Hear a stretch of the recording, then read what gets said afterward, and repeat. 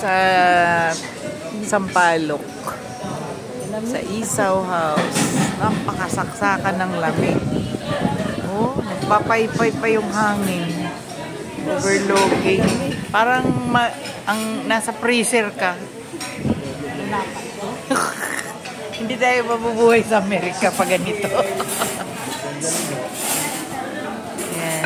Kakain lang kami. Hindi naman namin alam na ganito kalamig.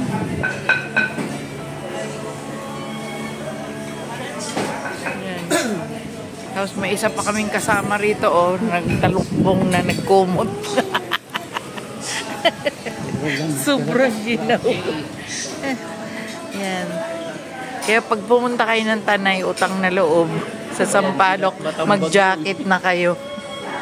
Sobrang lamig. Nakakumot na si Kuya Al. Nandito kami sa kay Tanay.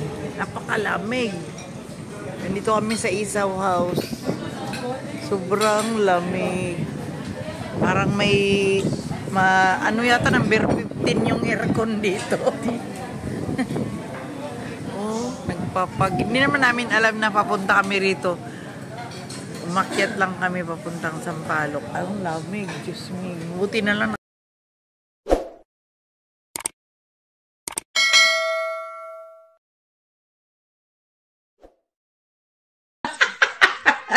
Welcome to my world.